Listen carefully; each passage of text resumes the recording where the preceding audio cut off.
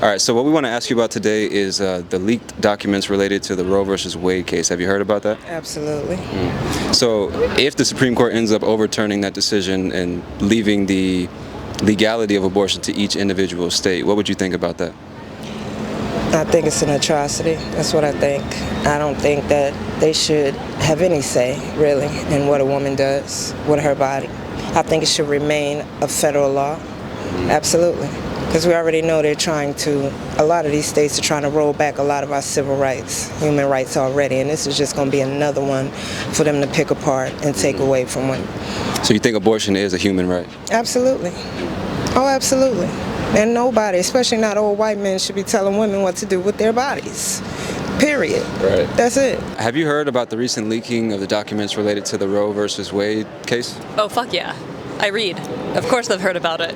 All right, so let's imagine that the Supreme Court actually does overturn the decision and thus leaving the legality of it to each individual state. What would you think about that? I think the sane left-leaning states will snap that shit back as soon as possible and let people have freedom of choice over their bodies, let women have freedom of choice over their bodies, and the wrong states will continue preventing women from getting abortions in every way possible. When you think of the wrong states, can you think of like a region of the country or a certain group of people you're referring to? Absolutely. Do you want me to explain further? The wrong states, I usually fly over on the way from like New York to California to New York. I've never been to the South before. This is my first time. I know there are, so like Texas is the wrong state, is a great example of a wrong state where there are pockets of blue and sanity and Austin, and I think it would be horrible to be on an island like that in a place like Texas where they would try to keep women from getting abortions. And I'm actually part of a women's network that like helps women get abortions if they're in a place, like by mailing them abortion pills, getting them rides, like an auntie network basically that helps people get abortions if they're in a place where they can't. What's it called? I'm not going to out us. If that happens and half the country makes abortion illegal again, what would you think about that? Shit, that'd be wild, man. I mean, I feel like it's, pro-choice. If you don't feel like, because I mean, look, some people, they can't take care of babies. Some people not in positions, and so I definitely feel like it should be a choice. Because if y'all make people have babies, then you're gonna have more babies and more people that's in inhumane conditions and poor conditions and just growing up, and they're gonna be like, shit, they probably not gonna wish they here anyway. So I definitely feel like, it should be pro-choice. Just out of curiosity, why do you refer to conservative or red states as the wrong states? Because I'm awful. That's the whole answer. Because I'm an elitist East Coaster. There's no other explanation. And they've always been wrong to me, and I feel like I would never fit in any of those places because I'm too outspoken. I talk too much for a lady. Have you been told that before, that you talk too much for a lady or something? I mean, from my perspective, I'm a follower of Christ, so I'm a very strong believer, and part of that is, the sanctity of life, and I know that a lot of people think it's just a clump of cells, and whatnot, but I believe it's life, and yes, there is the argument. I know there's multiple people who have arguments like, it's my body, but it is also another life inside you, It's so hard to I don't know, I guess, have a right or wrong answer when it comes to that sort of thing. Yeah, there's so many factors involved, and a lot of those factors aren't everyday cases and situations. A lot of times people have arguments over little one-off instances that are a very small percentage of the large amount of the population that get abortions, so. Can you think of an example? Kind of what I brought up earlier about like rape or incest, like that sort of situation. I don't know the statistical numbers or anything in comparison to the whole, but yeah, I think something like that, or even if there's something maybe wrong with the fetus, like it has the potential to harm the mother's life or something like that, like, it's still a life, you know, and those are just things that, especially as Christians, like, we just have to wrestle with. I'm definitely not in favor of that. I think that's a terrible decision. I thought Roe versus Wade was decided a long time ago and was in our past. Ago. No, it was. That's what I'm saying. Like, Yeah. I don't think it should be reopened at all. And my wife completely agrees with me. So it's actually very close to us. So What do you mean it's close to you guys? Just the right to choose is an important decision for any woman, and I think it should be the woman's decision ultimately, and it shouldn't be legislated by members of Congress, and a lot of which are white males. So do you think maybe, let's imagine that, Or not Congress, I mean Supreme Court. the Supreme Court, Sure, but sure. yeah. Let's imagine all the Supreme Court justices were women and they still wanted to make it illegal. Would that make a difference to you? I see where you're going with that question, but I still think it should be the individual's right to choose. The basic idea is that Supreme Court might overturn the ruling, and thus a lot of states will most likely make abortion illegal again like it was over 50 years ago. If that happens, what would you think about that? That's a good question. I mean, I think that would violate a lot of people's safety concerns about how they feel about the government kind of almost violating their rights to their own private life in that sense. And I think that they should have some more freedom with that. I don't think they should completely ban abortion altogether. I think there should be some more options available with that. I think that's pretty awful. I feel like every woman should have the absolute right to make their own decisions. Yeah. Why do you think that? Well, simply because women are just like the most phenomenal human beings on the planet.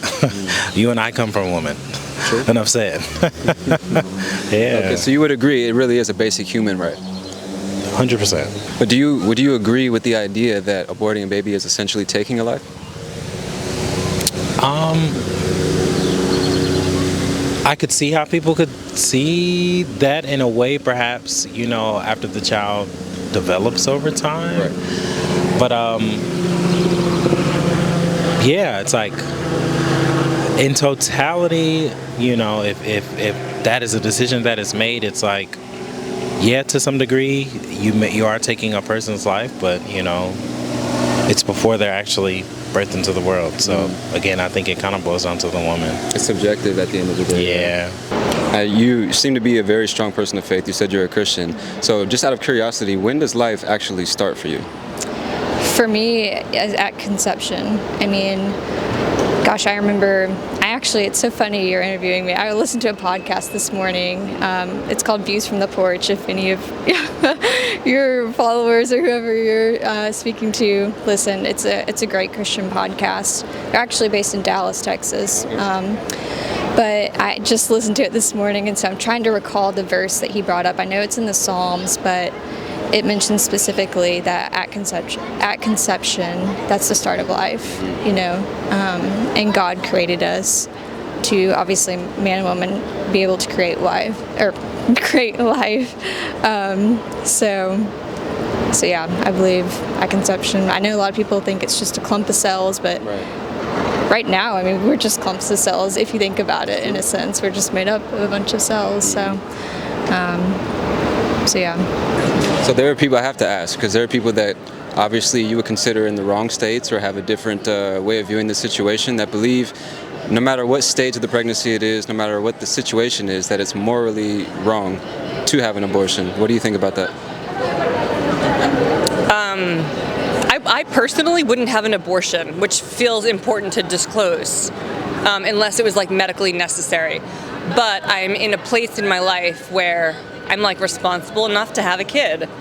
That being said, if anyone else didn't feel like they were in that place, they should go ahead and be allowed to get an abortion. I do think there's like a bit of a gray area if the fetus is like viable, if it's that far along in the pregnancy and it's not for medical reasons. I think that's a bit of a gray area that there's always going to be like legal fights around, but like your body, your choice. I think that's something that even the wrong people learned during the pandemic. So do you think under any circumstances, or let's say all circumstances, that a woman has a right to choose what she does with her body? Yeah, definitely. Why do you believe that? I think that a baby is not fully formed until it comes out of you. I also think most people don't have abortions in the third trimester. Right. Roe versus Wade made any abortion that's happening in the third trimester illegal unless it's happening because the mom is about to die. Right. So a baby being aborted when there's still a literal fetus that cannot survive without you, it's not really doing anything. So you would disagree with all the people that think you're essentially taking a life then? No, you're not taking a life. Because lives can survive on their own. You're a life, I'm a life. Sure. But parasites are not lives. So when does life actually start? I would say life starts around the third trimester when a baby starts having like hands, feet. If you got an abortion, say like 10 days before you're about to pop the baby out, you just committed manslaughter. You're pushing it, right? You're pushing it. I got it. Now, you mentioned a second ago that they're already trying to encroach on other rights that we have. Rights? Yes. Voting rights. Absolutely. We know they're trying to roll back the Republicans, the GOP, rolling back voting rights, gerrymandering, all that is going on.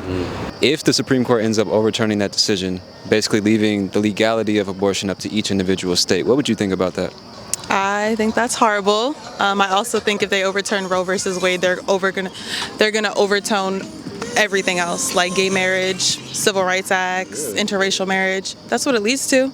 You overturn Roe versus Wade, you can overturn the case that made interracial marriages. You can overturn Obergefell versus Hodges.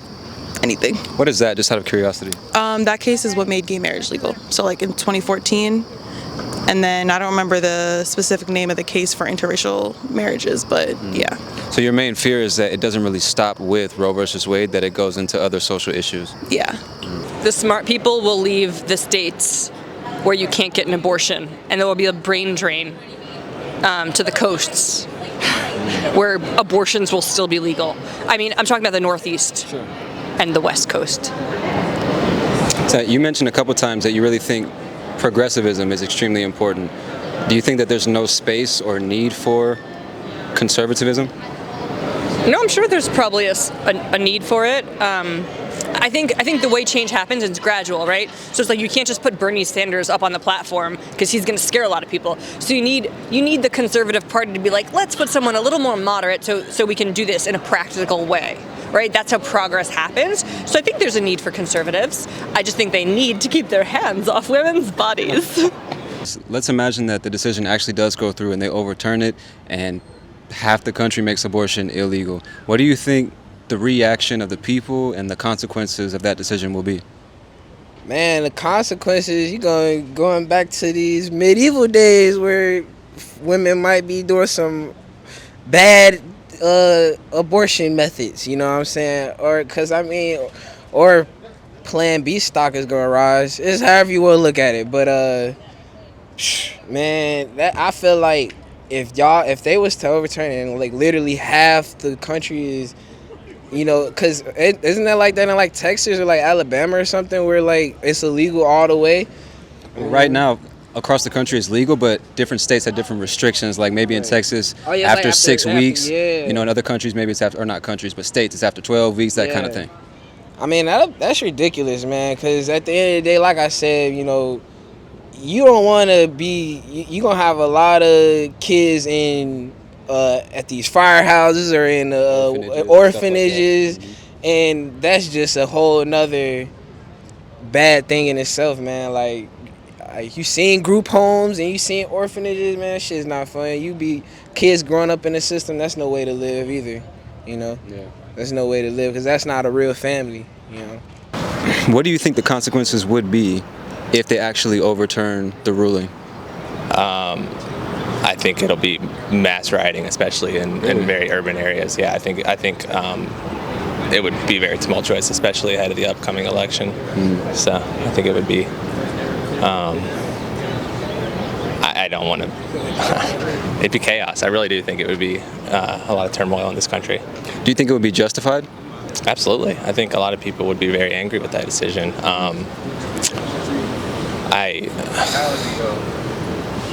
I mean, would it be?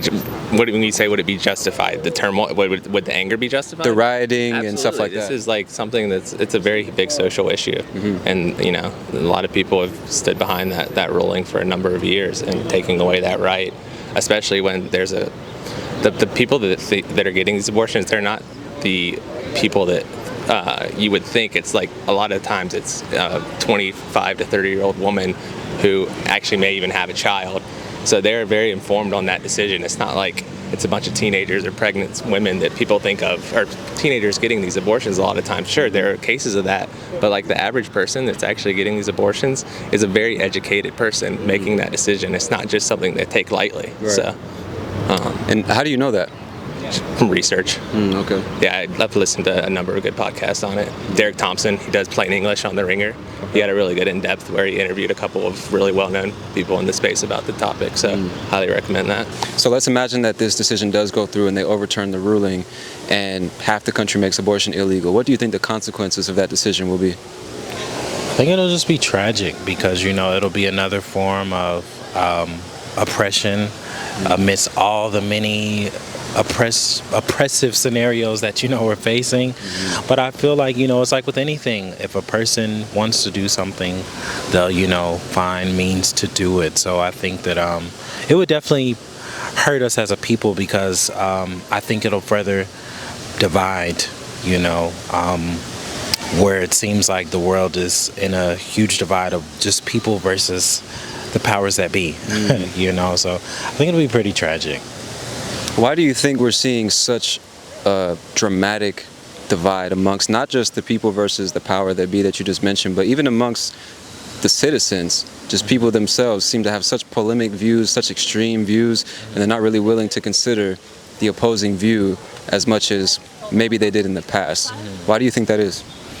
I think, as the world turns, we evolve, we grow, we all, develop our own trains of thought, and we kind of feel entitled to that, So I think that's definitely kind of fast-tracked each individual person wanting their views to be received and accepted, and it's just a very interesting time to live, but I'm a person that feels like, hey, like, certain scenarios, yes, we're entitled to our own opinion, our own, path, but that doesn't necessarily give us the right to like kind of force it on other people. Sure. So, yeah. Sounds like you're pretty level-headed about it. Like you kind of respect other people's thoughts and opinions. You have your own, but it's like live and let live. Oh yeah, you have to be. I feel like at the end of the day, we all want love. We all want to be accepted. We all want to be celebrated. And I try to live my life in a way where I can do that with people, to people, because I want that done to me. But I try to also remember, just because we disagree, that doesn't make you any less or me any less. We're all people at the end of the day, and we deserve to be loved. Sure. Yeah. All right, so my last question for you is, this topic is like really polemic. Obviously, a lot of people have very opposing opinions on it. And it just seems like now more than ever, people aren't really interested in having a dialogue about it like we're having right now. Right. You would agree with that, right? Oh yeah, for sure, absolutely. Why do you think that's the case? I would say because of social media, honestly, because you can find your political echo chambers, and you can be constantly reaffirmed that your belief is right. Yeah. And whatever channel you want to use, and then you can flip on traditional outlets like your news or cable or whatnot, and have it reaffirmed there, the radio there. It's gotten to a point where you don't even need to engage with the other side because there's so many avenues to get your opinion confirmed. Now, for anybody listening, can you explain what you mean when you say echo chamber? What is that? An echo chamber is something where multiple people probably agree with your point of view, and your point of view is just reinforced and strengthened by that echo chamber. So it's you're sounding out, and the echo is that same opinion coming back to you and just reinforcing it. Exactly. So how do you think that we alleviate or even solve this problem of people not having dialogue when they disagree? If you can figure that out, then you should run for president and be the president. That's never going to happen. I can tell you that right now.